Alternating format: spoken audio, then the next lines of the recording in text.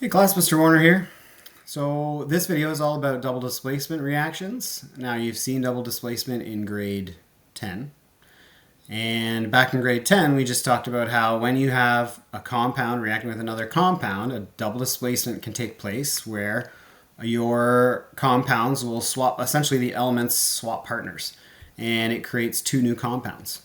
So we talk about a general formula of AB plus CD, so that your A is your metal and your B is your nonmetal, right? So that's your metal and then your nonmetal.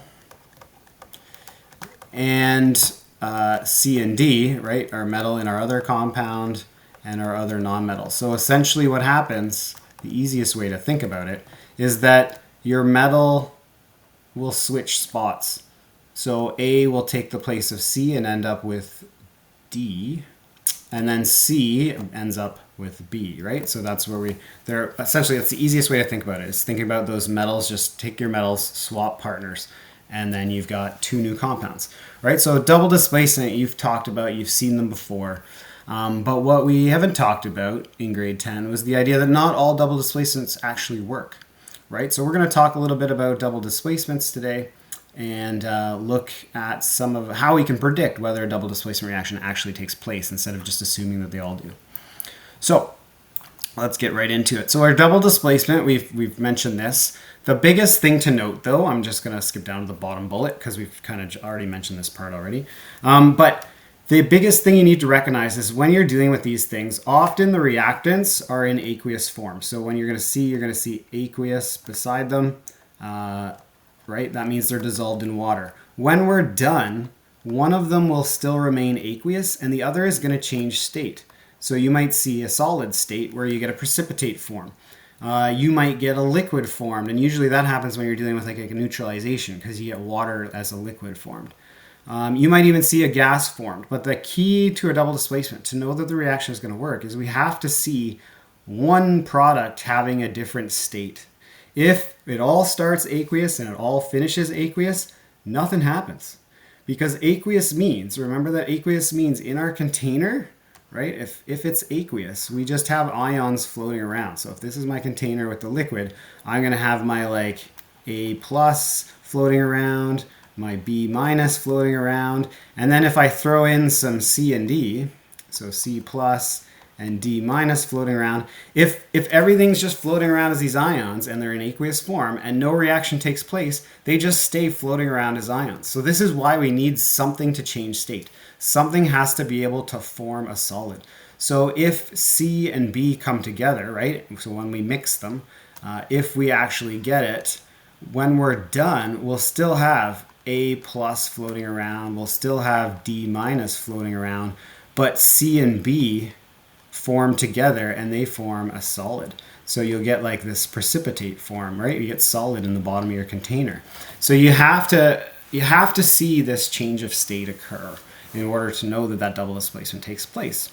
So in a lot of double displacements, you might be dealing with aqueous solutions and the formation of a precipitate, right? That's our solid. So usually the solid thing, right? Oh, my pen work is not the best with this tablet, but the solid, right? The solid will form a precipitate.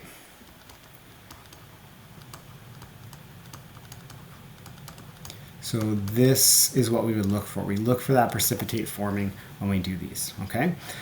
So if you think like how do we do this? Well, we talked about the idea that you're swapping partners. So essentially, you're in this example with silver nitrate and sodium chloride, the silver is swapping places. The sodium will take the place of the silver, and so that's why we end up with silver chloride and sodium nitrate. And in this scenario, the silver chloride is a solid, and we'll get to how that is the case in just a moment, right? But generally, you can kind of think of this as like how you distribute in math, if you want, when things are coming together. But as I said, sort of the easiest way to think about it is think about those metals just swapping partners. The key, though, is to recognize that how you form the new compounds formulas are all based on the charges of things, right? So if silver is a 1 plus and chlorine is 1 minus, that's why we get AgCl. So just keep that in mind as you're doing it, right? So in this example, potassium sulfate and barium nitrate react, and we'll get potassium nitrate, right? Notice that I don't have two Ks here in the formula because it's potassium with its 1 plus and then nitrate with its 1 minus. That's why we end up with that particular formula. We only need one of each ion to make it. So there's a scenario where when we're done, we would probably balance the equation, whatnot. The other product formed in this case then is barium sulfate, which ends up being the solid. And we'll talk about now how we can actually do that. So how we predict a precipitate, how we predict what that solid is by looking at something called solubility rules. So compounds that are insoluble, that means they won't dissolve in water, they will form the precipitate. Okay, so they will be solid. So here are some solubility rules. Nitrate is soluble. There's no exceptions. If anything's with nitrate, it's going to be soluble. Perchlorate is soluble. No exceptions. Chlorides are soluble unless they're with silver 1 plus, Hg2 2 plus, or lead 2 plus, right? So there's a variety of ways you might see solubility rules. So here's one way. There's lots of different charts and stuff you can see. On the back of your periodic table for my class, you will see this type of chart. Where we have the anions listed across the top. So we have chloride, bromide, and iodide because they basically behave the same way. And then it has along the left side your cations. So it says chlorides, bromides, and iodides, and then it says most.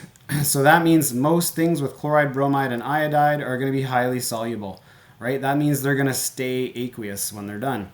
So it even says here all group 1 compounds, including acids, and all ammonium compounds are assumed to have high solubility in water as well. So if ammonium is with chloride, bromide, or iodide, soluble.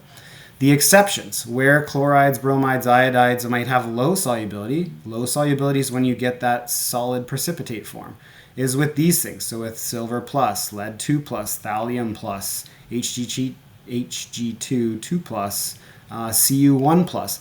So if one of these cations that you see in here is with chloride, bromide, or iodide, that's going to be insoluble. Okay, so this is how we read our chart. Low solubility, that's also the idea of insoluble.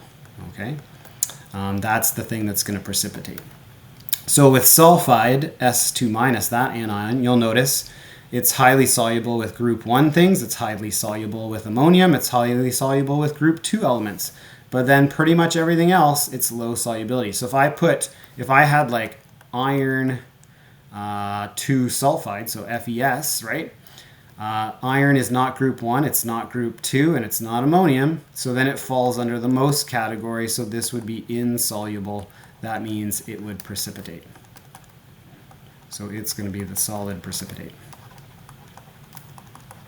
All right, so this is how we can use the solubility rules to help us determine whether we're going to end up with a solid product, something that's insoluble. Okay, and then you'll see a variety of other ones. So like hydroxide, they're insoluble with most things. They're only soluble with group 1s, ammonium, strontium, barium, and thallium. Sulfates, pretty much soluble except for these 6 scenarios. Carbonate, phosphate, sulfite, most things are insoluble. Just group 1 and ammonium they're soluble with. And then acetate, C2H3O2 minus, is soluble, highly soluble with most things except for silver ions. And then nitrates, see how it's all for high solubility? Anything with nitrate is soluble, right? So we can use these solubility rules to help us predict a double displacement. So let's try a scenario. I think I've got some here. Okay. So we'll try the first 2 scenarios. So we have sodium chloride and magnesium sulfate. So if we look at this, our 2 possible products, right? Remember, they're going to swap partners. So magnesium and sodium are going to swap. So we're going to get sodium sulfate. So that's going to be Na2SO4. And we're going to get magnesium chloride. So I like to, as I'm starting out with this, the very first thing I like to do is just figure out what are my 2 products. Then I'm going to check solubility rules, because the only way this actually works is if one of those 2 products forms a precipitate. So we're going to go look at our solubility rules. We got sodium sulfate. We'll start with that. So I'm going to sneak up here. I'm going to go to sulfate. Sulfates right here. And it's with sodium, which falls under most because I don't see it in the low solubility column, so that's going to be soluble. So based on my solubility rules, sodium sulfate will be aqueous. Essentially anything with sodium, anything with a group 1 element is probably going to be soluble. So that one's soluble. Now we're going to go to magnesium chloride. So let's check that out. Magnesium and chloride. All right, so we've got chloride right here. And go to my low solubility, Ag+. I don't see magnesium there, which means magnesium is going to fall under the most category here. So that's highly soluble. So this is also soluble, MgCl2. So here's a scenario where both things are aqueous. So if you do this and both things are aqueous, if they all started aqueous and they all finish aqueous, nothing happened. Because remember, aqueous things mean we have these ions that are just separated and floating around in the container. And if we put the other ions in and they're still all just floating around in that container, there was no reaction that took place. So I'm not actually going to write out this reaction. I'm going to erase it all because it doesn't work. And I'm going to write no reaction here. Right? So, no reaction. All right, let's look at the next example. The next example involves sodium chloride and silver nitrate. So, again, let's figure out if these guys swap partners, what are we going to get? So, we're going to get sodium nitrate, NaNO3, and we're going to get silver chloride, AgCl. Everything's 1 plus or 1 minus ions here, so that's why we end up with these formulas. Now I'm going to use my solubility rules. Now, as I said, we'll go back up here. We'll look at nitrate. Nitrate's over here. Nitrate, all are highly soluble. So the nitrate compound as our product will stay aqueous. So we're going to put AQ beside it. Now I'm going to look at silver chloride, AgCl. So I'm going to go to chlorides, which are right here, right? And now I've got it with silver, which is down here, right? Ooh, that's in the low solubility category. Hey, we're going to get a precipitate this time. So that is going to be our solid. So this reaction actually works because we get that precipitate form. Okay, so that's how we deal with the double displacement reaction and use our solubility rules. The other thing that can kind of fall with double displacements is the idea of a neutralization reaction. So we may as well talk about that at the same time. You've seen this. It's an acid plus a base producing a salt in water. We saw examples of this back in grade 10. So here's an example of sulfuric acid and potassium hydroxide produces potassium sulfate in water. Notice we talked about how when you start with everything aqueous, when we're done, there has to be a change of state. And the water forming is the change of state. It's the liquid, right? It's not aqueous, it's liquid. So there's our scenario. You'll notice that with the acid, it's the hydrogen of the acid. Okay, the hydrogen of the acid goes with the hydroxide of the base to form the water, right? So those two components, the hydrogen and the hydroxide, are what form the water, all right? So they go into making that water. The metal with the hydroxide and the nonmetal component of the acid is what forms the salt. Remember, in chemistry, salt just means ionic compound, okay? So just don't forget about that. Don't just assume it's sodium chloride, right? Sodium chloride, we use the term salt when we talk about it in general, but from a chemistry standpoint, salt means ionic compound. And there are some special cases too with these things where you get acids can react with carbonates. This is seen a lot in nature, like acid rain. There's sulfuric acid in acid rain. And it can react with carbonates like limestone and stuff like that, or calcium carbonate. And that does a neutralization reaction as well. So in this scenario, you get 3 products though. You get water, which is the liquid. So there's your change of state. But with carbonates, you get a 3rd product. You get the gas, okay, the carbon dioxide gas that forms. And then our calcium sulfate would be aqueous in this case. So this example, right, acids plus carbonates produces salt, water, and carbon dioxide is just a fancier neutralization reaction that you might be able to see. So if we look at like practicing our double displacement reactions, we've got HBr, that's an acid, hydrobromic acid with potassium hydroxide. So in this case, right, remember that the H and the OH are going to come together. They're going to give you the water. So that's going to be the H2O as a liquid. And then we're going to get potassium bromide, which is KBr, right? And that's going to be aqueous because anything with potassium, that group 1 metal, is going to be soluble. Okay. Here we've got sodium hydrogen carbonate reacting with acetic acid, HC2H3O2. So this is a scenario where we're going to get 3 products. We are going to get our sodium acetate, right? So we're going to get NaC2H3O2. And we are going to get water. It comes from the H and some of the O and the H in here. And we will get CO2. And I'm running out of space. My gas, my liquid, and this would be aqueous. Done. All right. All right, so that's our neutralization type reactions. And then our last example here is another double displacement. We can try this one. So this one, we don't have any acid-base stuff. We just got 2 aqueous solutions. We need to see if, according to our solubility rules, this might create a precipitate. So we've got lead and sodium. Those are our metals. We've got nitrate, so lead 2 nitrate and sodium sulfate. So again, remember, we're going to look at the idea that the metals are going to swap places. So we should get sodium nitrate. Remember that all nitrate things, according to the solubility rules, are soluble, so they'll be aqueous. And then our other product should be lead 2 sulfate, so that'll be PbSO4. I want to see, though, according to my solubility rules, if this is going to form a precipitate. So let's check. I'm going to go up to my solubility rules. All right, so look at that. My brain I left what I needed.